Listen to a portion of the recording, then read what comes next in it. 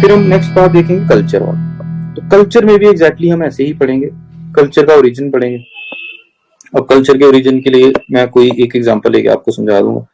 जैसे for example culture का कोई एक पार्ट हम लेते हैं, कौन सा पार्ट लें? चलिए हम कल्चर का लैंग्वेज वाला नहीं, रिलीजन वाला एस्पेक्ट देते हैं, क्योंकि वो सब लोग उससे अपने आप को रिलेट कर सकते हैं। तो अगर मैं रिलीजन वाला एस्पेक्ट लूं, तो देखिए जब इंसान पहले थे, जैसे आदि मानव था, तो रिलीजन के नाम पे इंसान क्या करता होगा? सबसे पहले इंसान, आप मुझे बताओ कि इंसान का सेटलमेंट पैटर्न कैसा होगा, इंसान रहता कहाँ होगा? इनिशियली तो जंगलों में ही रहता होगा, फॉरेस्ट में। फिर धीरे धीरे इसने केव्स में रहना स्टार्ट किया होगा। केव्स भी कैसी केव्स? Natural caves. क्यों? क्योंकि देखो बरसात होती होगी या जंगली जानवर होते होंगे, तो उस टाइम पे तो आग भी नहीं थी ना इंसान के पास, फायर तो काफी लेट डिस्कवर हुई है। जब तक फायर नहीं है, इंसान दिन को हंट करता था या गैदर करता था, वही खाता था। तो उस टाइम जानवर भी होते थे, जानवर इंसानों को शिकार करते थे। तो बाद में इन्होंने नेचुरल केव्स में शेल्टर लेना स्टार्ट किया। तो इस टाइम मुझे बताइए आप कि जब वो नेचुरल केव्स में रहते थे, तो इंसानों को किस चीज का डर होता होगा? फियर किस चीज का होता होगा? अगर आप थोड़ा सा रिलेट कर पा रहे हो, तो इस टाइम पे जो फियर होगा वो नेचुरल चीजों से ही होता होगा, जैसे कि नेचुरल कैलेमिटीज। और नेचुरल कैलेमिटीज कैसे? फॉर एग्जांपल थंडर, या कोई वाइल्ड एनिमल। बाद में जब आग डिस्कवर होगी, तो आग से भी इंसान डरता था। क्यों? देखो आग डिस्कवर करना अलग चीज है और आग को कंट्रोल करना अलग चीज है। क्या आपको लगता है कि पहले ही दिन जब इंसान को आग के बारे में पता चला हुआ होगा, तो इंसान उसको वैसे ही इस्तेमाल कर पाता होगा जैसे हम करते हैं? आज की डेट में तो कंट्रोल्ड है ना, हमें पता है कि आग कैसे लगानी है, कैसे बुझानी है। क्यों? क्योंकि हमारे पास आज उस तरीके के टूल्स हैं, इक्विपमेंट्स हैं। अब पहले जमाने में सोचिए, कहीं पे लाइटनिंग हुई जंगल में, लाइटनिंग में जंगल सूखा हुआ था और पत्तों को आग लग गई। तो जब एक पत्ते को आग लगी, जंगल में आग फैली, तो वो तो बहुत सारी चीजें जो है उनको जला के रख देती, जला के राख कर देगी। उसमें जानवर होंगे, घोंसले होंगे चिड़ियों के, या लोग भी अगर वहां रह रहे होंगे जिन्हें पता नहीं चलेगा, तो कई बार आगे पीछे सारी साइड से आग लग जाती होगी, बेचारों की डेथ हो जाती होगी। तो इनिशियली रिलीजन के नाम पे इंसान को जब समझ नहीं आता था कि आगे पीछे की चीजों को कैसे कंट्रोल किया जाए, तो उसने इन्हीं चीजों को क्या मानना शुरू कर दिया? सेक्रेड मानना शुरू कर दिया, इनकी पूजा करना स्टार्ट कर दी। तो इनको कंट्रोल करने के लिए उस टाइम इंसान ने फिर मैजिक की हेल्प ली। मैजिक की हेल्प नहीं ली, बेसिकली उसने जो भी किया उसको हम आज की डेट में मैजिक बोलते हैं। तो अगर आप रिलीजन का एवोल्यूशन पढ़ेंगे जब हम, तो हम देखेंगे कि इंसान सबसे पहले मैजिक में रिलाई करता था, फिर धीरे धीरे रिलीजन आया, और आज की डेट में क्या आ चुकी है? साइंस। तो ये है किसका एवोल्यूशन? रिलीजन का एवोल्यूशन। तो इसी तरीके से हम सब कुछ देखते हैं। हम ड्रेसिंग पैटर्न का भी देखते हैं, ड्रेसिंग पैटर्न में भी आप लोग देख लीजिए। ड्रेसिंग पैटर्न का भी मैं आपको बता देता हूँ। जैसे कि एक एक स्कूल ऑफ थॉट है हमारा न्यू एवोल्यूशनिस्ट। ठीक है, न्यू एवोल्यूशनिज्म का है एक स्कूल हमारा, उसमें क्या बोलते हैं बोलो? तो न्यू एवोल्यूशनिज्म में बोलता है कि देखो, जैसे वो बोलता है कि अगर मैं ये एक एवोल्यूशन बनाऊं, तो पहले क्या होता था? सबसे पहले लोग कपड़े पहनते थे? नहीं पहनते थे ना, तो क्या रहते थे? नेकेड। फिर over a period of time लोगों ने धीरे धीरे जो नेकेडनेस थी इसको कम करना स्टार्ट किया, कपड़े पहनना शुरू किया। फिर आज की कंटेम्पररी टाइम्स में, आज से थोड़ा सा पहले, मतलब हमारे पेरेंट्स के टाइम पे बिल्कुल फुल कवर। आज की कंटेम्पररी में टाइम्स में देखो कपड़े छोटे होते जा रहे हैं, तो दोबारा से नेकेडनेस जो है ये बढ़ती जा रही है। तो न्यू एवोल्यूशनिस्ट बोलते हैं कि जैसे पहली सोसाइटी थी ना, उसमें कुछ चेंज आएगा और over a period of time हम दोबारा वैसे के वैसे ही हो जाएंगे। ठीक है, तो ये क्या है? ये वाया न्यू एवोल्यूशनिज्म थियरी, मैंने आपको ये एक एक एग्जांपल कंटेक्स्ट में लेके समझाया कि ये इस तरीके की चीजें जो हैं ये हम पढ़ेंगे इन एंथ्रोपोलॉजी। फिर इसका ये एवोल्यूशन मैंने बता दिया, और वेरिएशन क्या है? वेरिएशन है कि डिफरेंट डिफरेंट एरियाज में। अब चलिए, अगर मैंने ड्रेस वाला ही पकड़ा हुआ है, तो मैं ड्रेस की एग्जांपल ले लेता हूँ। तो अब मुझे बताइए कि जो लोग अफ्रीका के पास रहते हैं, इक्वेटर के पास रहते हैं, और जो लोग ऊपर रहते हैं जैसे एस्किमोस आर्कटिक में, क्या ये एक जैसे कपड़े पहनते हैं? नहीं ना पहने। देखो अफ्रीका में गर्मी ज्यादा होती है, तो ये लोग कपड़े कम पहनेंगे। एस्किमोस ठंड बड़ी होती है, ये बड़े मोटे मोटे कपड़े पहनेंगे। ठीक है, तो ये क्या है? इस चीज को क्या बोलते हैं? वेरिएशन। ठीक। तो यही चीज है जो हमने एंथ्रो में पढ़नी है। बहुत आसान है, मुझे लगता है कि जितना मैंने अभी तक आपको बताया ऐसा कुछ भी नहीं है जो मैं फर्स्ट टाइम बता रहा हूँ। हाँ, ये जरूर होगा कि लिंकिंग पहली बार हो रही होगी आपकी, आपको ये समझ आ रहा होगी अच्छा ये चीजें इस तरीके से भी हम लिंक करके पढ़ते हैं, नहीं कंसोलिडेट हो रही है चीज। ठीक, इसके बाद अब इन दोनों चीजों का ओरिजिन, एवोल्यूशन और वेरिएशन तो हम पढ़ते हैं, लेकिन क्या इसको हम कहीं पे रेस्ट्रिक्ट करते हैं? हाँ, through out time and space. ठीक, टाइम कहां से लेके कहां तक? बिल्कुल बिगनिंग से लेके जब से हम ह्यूमंस को पढ़ रहे हैं, यानी ह्यूमन से भी पहले एकदम प्राइमेट लेवल से हम स्टार्ट करते हैं। और बायो वाले में तो हम सेल से स्टार्ट कर लेंगे, सेल डिवीजन वो सारा। और स्पेस क्या हो गया? स्पेस हो गया थ्रू आउट द वर्ल्ड, यानी कि ये ज्योग्राफी का कंसेप्ट आ गया, ये हिस्ट्री का कंसेप्ट आ गया, ये ज्योग्राफी का कंसेप्ट है। ठीक है, तो ये इतने सी शीट में जो मैंने लिखा हुआ है ना, ये हमारा पूरा एंथ्रो है। इसी में सब कुछ कवर हो जाएगा, इसी में सोशो कल्चर हो जाएगा, इसी में फिजिकल हो जाएगा, इसी में लिंग्विस्टिक, इसी में आर्कियोलॉजिकल। ये हो गया 4 फोल्ड ब्रांचेस। और अगर मैं सिलेबस वाइज बात करूं तो पेपर 1 का पार्ट ए बी सी से हो जाएगा सोशो कल्चर, पार्ट बी जो है फिजिकल, पेपर 2 का पार्ट ए इंडियन एंथ्रोपोलॉजी, उसमें हम ये सारे कुछ जितना भी हमने ये पढ़ा ना ये सारा इंडिया के कंटेक्स्ट से देखेंगे। और पार्ट बी उसमें आ जाता है ट्राइबल्स, तो फिर हम वो ट्राइब्स के हिसाब से देखेंगे। ठीक है, तो काफी आसान था। क्या क्या हमने देखा? एंथ्रो क्या होती है? Study of man. मैन के कौन कौन से एस्पेक्ट? 2 एस्पेक्ट। कौन कौन से? एक बायोलॉजिकल, एक कल्चरल। इन दोनों का क्या? ओरिजिन, एवोल्यूशन और variation through out time and space. तो ये फिगर आपका बन जाएगा फ्लो चार्ट पेपर में बनाने के लिए। जब भी आप एंथ्रोपोलॉजी डिफाइन करोगे इनिशियली, आप ये फिगर बनाओगे। ठीक है गाइस, तो इस तरीके से आपको चीजों को पढ़ना है, रिलेट कर करके। एक चीज पकड़ो, उसको उधेड़ दो, उसको रिलेट कर लो, उसको अच्छे से पकड़ लो, आपका सब कुछ काम आ जाएगा। अब क्वेश्चन क्या था हमारा, हम वापस क्वेश्चन पे आते हैं कि ये बोलता है कि सारी कोर ब्रांचेस को एक साथ पढ़ने के बाद होलिस्टिक स्पिरिट ऑफ डिसिप्लिन हमें समझ आती है। तो ये जो मैंने डायग्राम बनाई है इसी को होलिस्टिक स्पिरिट बोलते हैं, यानी कि मैन का हर एक पार्ट इसने टच कर लिया, कोई ऐसा नहीं रहता है जिसको हम टच नहीं कर रहे हैं। इसकी एग्जांपल, अगर ये क्वेश्चन आपको पेपर में आता आज की डेट में, पहले तो आपने यही चीज एक्सप्लेन करनी थी, पर लास्ट में जो नोबेल प्राइज मिला है वो लगा दो उसको। क्यों? क्योंकि देखो जो स्वांति पाबो है, इन्होंने क्या किया है, इन्होंने 3 अलग अलग ब्रांचेस को इस्तेमाल किया। कौन कौन सी ब्रांचेस? पहला जेनेटिक्स, मैं बताऊंगा क्यों, दूसरा एवोल्यूशन और तीसरा आर्कियोलॉजी। सबसे पहले इसने आर्कियोलॉजी एक्सकवेशन से क्या किया होगा? फॉसिल निकाला होगा निएंडरथल का, ठीक, होमो निएंडरथल का। फिर इसने जेनेटिक्स की हेल्प से क्या किया होगा? इसका डीएनए स्टडी किया होगा। ठीक, आज की डेट में आप जानते हो कि ह्यूमन जीनोम प्रोजेक्ट आया था एक, इसमें क्या हुआ था कि ह्यूमंस का सारा जो जीनोम है ये इन्होंने निकाल के रखा है। जीनोम मतलब कि हमारा जितना भी, एक ह्यूमन का जितना भी स्ट्रक्चर है at cell level, genetic material हमारा जितना भी है उसे सब पता चल जाएगा। मतलब वो पूरा कोड है कि आपकी आंखों का रंग है तो वो कोड कहाँ लिखा हुआ है। मतलब अगर कोई कंप्यूटर सॉफ्टवेयर इंजीनियर है वो अच्छे से मतलब इसको रिलेट कर सकता है, बाकी वाले भी कर सकते हैं। मतलब एक तरीके की अगर एक इंसान बनाना है तो उसकी रेसिपी क्या है ये ज्यादा आसान रहेगा, सबको पता है। जैसे अगर आपने चाय बनानी है ना, तो आपको पता है कि चाय में अगर मीठा करना है तो उसके लिए चीनी डालनी है, तो कितनी चीनी डालनी है जिससे चाय अच्छी बने वो आप जानते हैं, और चीनी कब डालनी है कहाँ डालनी है वो भी आपको पता है। तो इस तरीके से हमारे पास ह्यूमंस का पूरा कोड आ चुका है through this project, human genome project.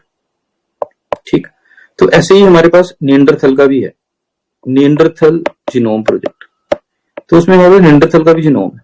तो ये ऑलरेडी था हमारे पास, साइंस हमारी आज की डेट में इतनी एडवांस कर चुकी है, तो इन्होंने क्या किया कि जो ये फॉसिल एक्सकवेट किया होमो निएंडरथल का, वहां से उसका डीएनए निकाला, उसका जीनोम निकाला, और इंसानों का जीनोम तो पहले से ही था, इन दोनों को मैच करके फिर इन्होंने जो एवोल्यूशन की प्रॉब्लम थी, जो कहानी थी, जो मैंने आपको बताया अभी कि पहले एक जो हमारा ट्री था वो इस तरीके से बन रहा था, अब ये इसी तरीके से बन जाए। ठीक, तो इन्होंने 3 ब्रांचेस को क्लब किया, पढ़ा, और एक प्रॉब्लम थी उसको सॉल्व कर लिया। तो ये है आपकी होलिस्टिक स्पिरिट। ठीक है गाइस, तो ये हम डिस्कस कर चुके हैं अपना पहला क्वेश्चन, और पहला चैप्टर का भी हम लोग ऑलमोस्ट जो 50-90% चीज है वो आपको मैं यहीं पे समझा चुका हूँ। ठीक, नेक्स्ट क्वेश्चन देखते हैं। Give an account of field methods used in study of archaeological anthropology. ये हम आगे चल के पढ़ेंगे फील्ड मेथड। ये बेसिकली चैप्टर नंबर बाद में आता है, चैप्टर 8, उसमें हम पढ़ेंगे। Define anthropology, describe the major branches of anthropology, elaborate on any one branch. ये मैं आपको एक्सप्लेन कर चुका हूँ। डिफाइन एंथ्रोपोलॉजी में आपने आगे चल के हम देखेंगे, जैसे एसी हेडन क्या बोलता है, एरिस्टोटल क्या बोलता है, वेस्टरमार्क क्या बोलता है, वो एक एक करके हम एंथ्रोपोलॉजी की डेफिनेशन देख लेंगे। फिर मेजर ब्रांचेस मैंने आपको बता दी, कोई एक ब्रांच पकड़ के उसको उधेड़ना है, वो हम कोई भी पकड़ लेंगे, पकड़ लो कोई भी, कल्चरल पकड़ लो, यही सारा कुछ डिस्क्राइब करना है और अच्छे तरीके से हम पढ़ेंगे। Critically examine the role of anthropology in contemporary India. देखो ये क्वेश्चन आपको ज्यादा अच्छे से तब समझ आएगा जब हम बाकी सिलेबस अपना कवर कर लेंगे, लेकिन माइंड में रख के चलो कि ये कंटेम्परेरी इंडिया में एंथ्रो का क्या पूछ रहा है, रोल पूछ रहा है। तो आप जो भी चीजें यहाँ पे जो मैंने आपको अभी एक्सप्लेन करी, इनमें से जो भी आप रिलेट कर सकते हो इस सिलेबस से, वो सब कुछ आप इसमें डाल दोगे। खासकर आपने ध्यान रखना है सिंपल सोसाइटीज में, ट्राइबल्स पे, तो जैसे ट्राइब्स की डेवलपमेंट के लिए चीजें की जाती है ना, उन पे फोकस रखना है, लेकिन ब्रांच वाइज खोलना है इसको, ठीक है। ऐसे ऐसे क्वेश्चन को अटेम्प्ट करने के लिए आप ऐसे करोगे, एंथ्रो जो है फ्रेंच वो इसने 4 फोल्ड अप्रोच दी है, ठीक है। एक सोशो फिजिकल, लिंग्विस्टिक, आर्कियोलॉजी, और फिर इनके फर्दर आप और भी सब ब्रांचेस खोल सकते हो। जैसे फिजिकल की और ब्रांचेस क्या आ जाएंगी, फिजिकल की आ जाएगी जेनेटिक्स, फिर आ जाएगी फॉरेंसिक्स, ठीक है, फिर कोई एपिडेमियोलॉजी, इसी तरीके से। फिर इनके अंदर आपने जो भी न्यूज पढ़ी होगी वो ऐड कर देनी। इससे आपको एक स्ट्रक्चर बन जाता है आंसर राइटिंग में, जिससे आपके मार्क्स जो है वो काफी हो जाते हैं। अगर आप डायरेक्टली लिखोगे आपको कम मार्क्स मिलेंगे, इस तरीके से करो आपको ज्यादा मार्क्स मिलेंगे। अच्छा, नेक्स्ट क्या है, relevance of anthropology, similar question है। Major sub division of anthropology, sub division यही होगी जो 4 फोल्ड अप्रोच बताई ऊपर। How do you situate anthropology in social sciences, ये हम बाद में जाके देखेंगे। एक्चुअली ये सोशल साइंस और एंथ्रो को कंट्रास्ट कराता है, ये चैप्टर आपका बाद में आएगा, चैप्टर 1.2। फिर आगे है write notes on following in 10 marks each. तो difference between socio anthro and sociology, ये ठीक है। Archaeological anthropology, linguistic anthropology, socio and culture anthropology, applied theme of linguistic anthropology और न्यू फिजिकल एंथ्रोपोलॉजी। तो ये कुछ नहीं है, बहुत आसान है, डायरेक्टली स्ट्रेट फॉरवर्ड क्वेश्चंस हैं जो आपके डायरेक्ट कंटेंट जो हमने यहाँ पे देखा इन्हीं में से कवर हो रहे हैं। तो एंथ्रो का बेस्ट पार्ट ये भी है कि आपको कभी भी ना आउट ऑफ सब्जेक्ट या आउट ऑफ सिलेबस क्वेश्चन नहीं बनता, ठीक है। तो आपको ये पता होना चाहिए कि हर एक चैप्टर का कंटेंट क्या है, हमने क्या क्या पढ़ना है, और उसके बारे में एक आपको बेसिक अंडरस्टैंडिंग होनी चाहिए। बेसिक अंडरस्टैंडिंग आपने जो भी बनानी है वो एग्जाम्पल्स के थ्रू बनानी है। आपने छोटी छोटी चीज भी जो है, जो इंग्लिश में लिखी हुई है लाइन आपको समझ नहीं आ रही है, आपको उसको हिंदी में कन्वर्ट करके या जो भी आपकी मदर टंग है उसमें कन्वर्ट करके आपका जो पर्सनली अपना कल्चर है, अपने कल्चर से उसकी कोई एग्जांपल ढूंढनी है और अपने नोट्स में या अपनी बुक में वो डाल देनी है। वो फिर आपको जिंदगी में कभी नहीं भूल सकती है। दूसरा नंबर आपने क्या करना है कि एक नोटबुक बनानी है, काफी पतली सी छोटी नोटबुक लेनी है, और उसमें वो चीजें ऐड ऑन करनी है जो आपको याद करनी है पेपर के लिए। तो वो क्या क्या रखोगे आप उसमें, आप रखोगे जैसे कोई एंथ्रोपोलॉजिस्ट, जैसे मैंने आज आपको 3-4 चीजें बताई। एक नाम मैंने आपको बताया फ्रांस बोयस, तो आपने उसमें एक नाम लिख देना है फ्रांस बोयस। उसने किया क्या, उस और था कौन, he is known as father of American anthropology. क्या किया इसने, he gave the 4 fold approach to study anthropology, या फिर he gave the 4 branches of anthropology. बस इतना लिख के आपने आगे बढ़ जाना। फिर इसी तरीके से और क्या लिखोगे, जैसे मैंने आपको बोला कि who is known as father of anthropology, तो इट इज एरिस्टोटल, तो आप लिखोगे एरिस्टोटल, फिर आगे लिखो he coined the term anthropology. फिर हमें किसने बताया, तो हमें बताया एच सी हेडन ने, तो वो नाम लिखोगे आप कि हेडन जो था इसने बोला कि एरिस्टोटल ने सबसे पहले एंथ्रोपोलॉजी टर्म जो है ये कॉइन करी।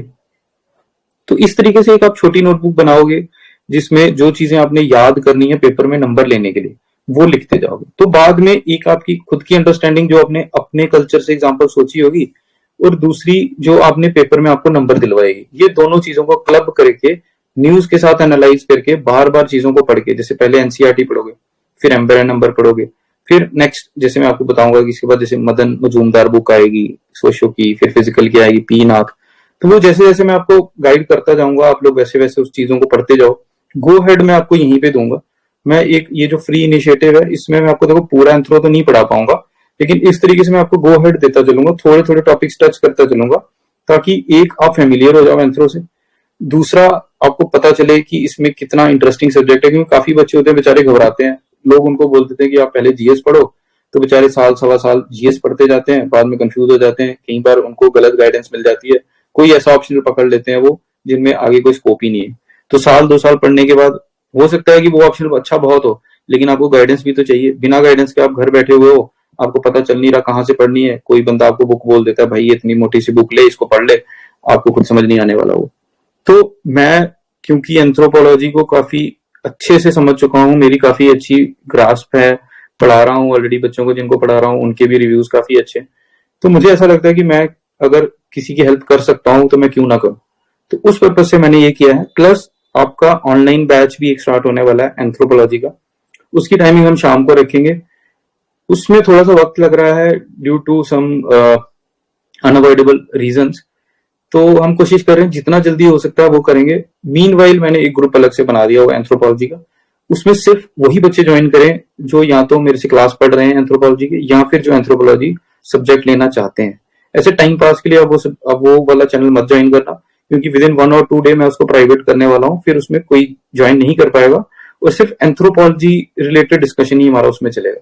तो ऐसे अलग अलग ग्रुप्स जो मैंने बनाए हैं, उसके पीछे यही रीजन है कि ये मेन ग्रुप है, इसमें बड़ी सारी चीजें चलती हैं, तो बाद में डिस्ट्रैक्शन ज्यादा हो जाती है। तो काफी मुझे बच्चे बोल रहे थे, वो उन्होंने भी सजेस्ट किया, तो मैंने भी फाइनली सोचा कि चलो मैनेज करना तो थोड़ा मुश्किल है, लेकिन आप लोगों के लिए आसानी हो जाएगी। जैसे एथिक्स का अलग चैनल बनाया हुआ है, तो फिर जो मेरे जेकेएसएसबी क्लास स्टूडेंट्स हैं वो बोल रहे थे कि सर आप ज्यादा फोकस केएस को और एंथ्रो को ही दे रहे हो, हमें आप भूल रहे हो। तो ऐसा नहीं है, मैं आपको नहीं भूल रहा हूँ, लेकिन हाँ ये प्रायोरिटी अभी है, तो मैं इसलिए ये कर रहा हूँ, क्योंकि जेकेएसएसबी के जो एग्जाम्स हैं वो देखो अभी आपको भी नहीं पता है कि कब होने हैं। तो लेकिन फिलहाल उन स्टूडेंट्स के लिए मैंने चैनल बना दिया है, वहां पे भी मैं प्रॉपर गाइडेंस देता जाऊंगा। जैसे कल हमने क्या किया था, करंट अफेयर किया, पॉलिटी, आज हमने एंथ्रो किया, कल हम दोबारा से क्या करेंगे, पॉलिटी को आगे बढ़ाएंगे।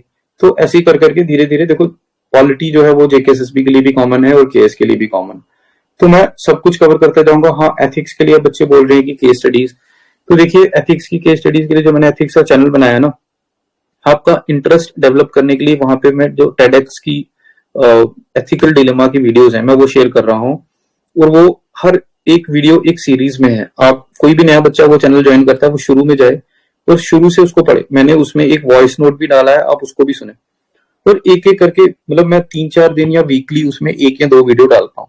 वो उसका मेन पर्पस ये है कि अभी आप उसमें इतना टाइम नहीं दे सकते, आप ये चीज फॉलो करो। अगर आपने 2023 वाला टारगेट करना है, थोड़ा थोड़ा उसको करते चलो। वहां इंटरेस्ट बनाने के लिए मैं सबसे इंटरेस्टिंग वीडियो सर्च करके आपको भेज रहा हूँ।